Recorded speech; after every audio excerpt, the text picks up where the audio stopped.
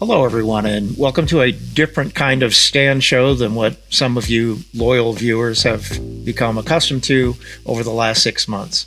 Ms. Courtney Wilde is taking a couple of weeks off, and rather than not putting up any new episodes, I figured we'd just do something different. And let's get right into it. The first thing I want to talk about is Trump's DC takeover, or what I call the Triple C, and that is the capital crime crackdown, in which Trump brought in National Guard to come in and patrol the streets on a big crackdown on violent crime. Of course, the lefty loony liberals immediately knee-jerk reaction saying this is not necessary. Crime in D.C. is at its lowest rate in 30 years. Well, it only took a little bit of investigation to find out that those statistics are completely false, and that even the person who was compiling the statistics had to be fired for fudging the figures. So, what has happened? Well, in the week or 10 days or so that this has been happening, there have been multiple arrests, and DC just had its first murder-free week in probably decades. So it's working. It's absolutely working. And Trump is definitely going to be bringing this to other cities. And who have we seen protesting this? Well, it looks like a bunch of octogenarian white people who were probably taken from nursing homes or whatever and propped up there with sticks with signs on them by Act Blue or the DNC or whatever. It doesn't matter where they come from. They're not legitimate. They're not actual protesters. What else have we seen? Well, we've seen black people going on TikTok and Twitter, X, and Facebook with their videos talking about how much they appreciate what's going on and how much they love what Donald Trump is doing for Washington, D.C. Very, very sincere, heartfelt stuff, and a pleasure and a joy to watch. So the people there have spoken. They like it. They like what's going on, and hope it can be maintained and also be made a template for other cities where violent crime is causing people to stay in their homes at night, not go out. It's been terrible what's been happening, and it's been going on for years and years and years. And Donald Trump has the guts to stomp it out. One of the other things that liberals have put out there, especially on X, is this is nothing but subterfuge to take the eyes off of the Epstein files. Well, okay. I would argue the opposite is true, actually, that liberals who didn't care about the Epstein files for so long, that now it's a big deal. Well, fine. There are other things to consider in regard to the Epstein files. Number one, it didn't help at all that a lefty liberal judge denied declassifying Ghislaine Maxwell's testimony to the grand jury. He won't declassify it. We're not going to be able to see it.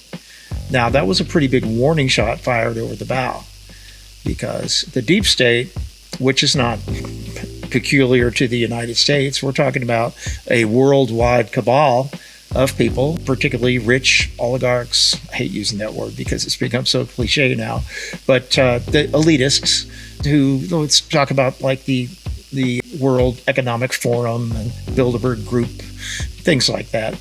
The people have been openly talking about taking out 90% of the world population. And it doesn't matter why they want to do that. It really doesn't matter. It's just the fact that they openly talk about doing this. And there are plenty of Americans in that same boat, the Bill Gates, the Al Gores, these people.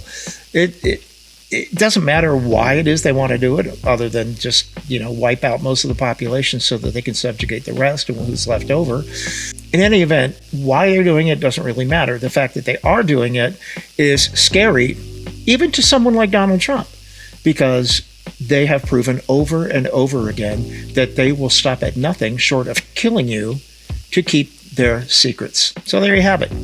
You're never going to find out what happened with Epstein. You're never going to find out. You're never going to find out truly everything that happened with JFK or MLK or with UFOs, all right? And how about the geoengineering that's going on now? I mean, it's crazy. This has been going on for decades. We've been seeing these long trails in the sky coming from very high altitude jets that are going incredibly fast. And these long trails that they leave, they spread out and out and out and out over hours until it becomes a gray covering over the earth that prevents sunlight from coming through directly. Again, why are they doing it? And who's doing it? Doesn't matter. None of that matters. The only thing that matters is that it is what it is. I had made a post yesterday. I'd taken some pictures of some chemtrails in the sky over Bryson City, North Carolina. And I put them on my Facebook. I said, educate yourself and figure out what this is. All right. And again, it's not important why they're doing it. It's not important. It's just the fact that it is being done. And of course, some liberal bot comes into my post and angrily posts, "They're just condensation trails, you effing idiot." And to which, I'm like, well, this is probably not someone who hasn't done the research, or it's probably just some misinformation bot posting that. I don't recognize the name. It's nobody who's a friend of mine or anything. It's just somebody that Facebook allowed to comment on my post. It takes just a cursory amount of research to figure out that a contrail and a chemtrail are two utterly different things. All you have to do to start being convinced that they are hydrolyzing aluminum and barium and putting them in tanks and spraying them from high altitude, fast moving aircraft is to go to, let's say, even just YouTube and go to Geoengineering Watch. Go to their channel and watch a 2-hour long documentary. Oh, I don't have 2 hours. Yeah, you do. You got 2 hours. You can do it. Watch their documentary called The Dimming, and you will see things you never believed that you would see as far as proof of what is happening. Now, do those chemicals stay in the air and do they block the sun for any good reason? No. What they do is they sink to the earth and they cover the plants and the animals, including the humans, who end up breathing this stuff and getting it on their skin and all that. But see, that's what matters. That's what's important, that it's happening. Why are there states out there that are writing legislation to end this and have banned it? Florida's banned it. I believe South Carolina has banned it. Other states are working on banning it.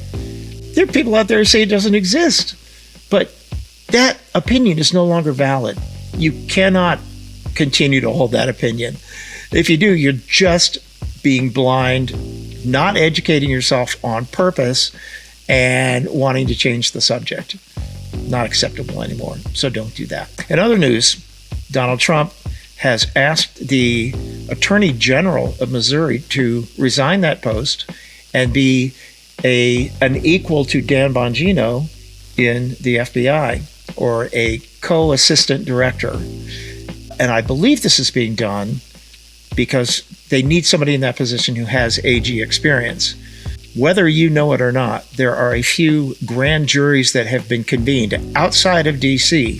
for the purpose of bringing indictments against the people who invented the Russia collusion hoax.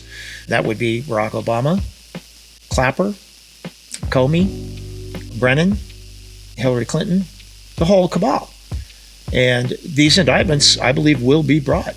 Of course, indictments can be brought, but then it takes prosecutors to actually bring the cases and all that. So it remains to be seen what will happen, but that's happening. I know that so many of us have been watching and waiting for years for a liberal or a Democrat to actually face a prosecution, and it never seems to happen. It just always seems to go away. But keep watching, because I believe things are changing and that times are going to be different going forward. We can only hope. We can only hope. Lastly, I want to talk about racism. Racism is just a confounding thing these days. It seems that anyone who has an issue with illegal immigration or crime, all of those things that are huge bugaboos in American society, that if you have an issue with it, then you are a racist and you are labeled a racist. Let me tell you something. I'm not a racist. My parents were racist. Oh, yeah. My grandparents were racist. Definitely. I grew up during the civil rights movement. I'll be 68 next month, and I went through it. I went through forced busing. I was most definitely afraid of black people when I was a child. Didn't have a lot of exposure, didn't have a lot of connection there at all. Nearly zero during the 60s and let's say the early 70s. Went to an all-white elementary school, and eventually each class seemed to get one black person in it. I can't explain that. I don't even know how it happened. And I felt bad for them because they were ostracized for being the only black person. That was terrible. Eventually, in ninth grade, I was taken out of my junior high school. This was before we had middle schools in Florida. But I was taken out of my junior high school before my ninth grade experience, and I was bused 7 miles away to a school on the other side of town that was predominantly black. And the way they had constructed the whole forced busing issue, that school is now going to be about 50% black and 50% white. Well, it was very frightening to me because I didn't know what was going to happen. I didn't know. I mean, I was very, very young for my age, a late bloomer, little scrawny kid, short, goofy looking, and I had been bullied. I had been bullied by white people. So I just was very afraid of what could happen. But it didn't take long to figure out that my fears were totally unjustified, as I had a great experience that year. And probably because they learned that I could play the drums really well. And for some reason, that was just like, my brother, boom, pow, yeah, woo. I just never had an issue with it. And then going forward in life as a musician, I toured for 12 years all over North America. And you can't really be in a position like that and be racist. It doesn't work. It doesn't work at all, especially in the line of work that I was in during that time. I just never been a racist. And that's that. It's just amazing how the left throws that label on people who they don't agree with. But it's really all they have anymore, isn't it? It's really all they have. That's what most of their arguments consist of. I mean, you look at the sham that is MSNBC. Oh, I'm sorry, MS Now. You look at the conversations they have on television, and it's just atrocious. Absolutely unbelievable. And they're very racist against white people or against anyone who would disagree with them, no matter what their color is. So, yeah, racism.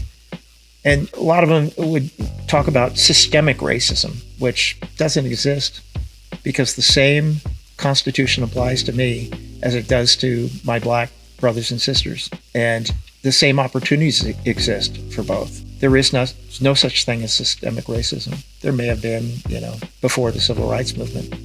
It grieves me to see how much the lefty losers have just swept Martin Luther King under the carpet and ignore his teachings and all that he accomplished. But it is what it is. Anyway, I don't want to belabor this or keep this going any longer than it needs to go. I appreciate you watching. Please don't forget to like this video on YouTube and subscribe to my channel. Still trying to get to 500 subscribers. Got a long way to go with that, but you can help. And I appreciate your effort in helping me get to a point where this channel can be monetized, because that would be great in my retirement, kind of like my tip jar in my retirement fund. So I appreciate your effort in doing that. I hope you continue to watch The Sand Show as I concoct and bring you more episodes on hopefully interesting stuff. Thanks for watching.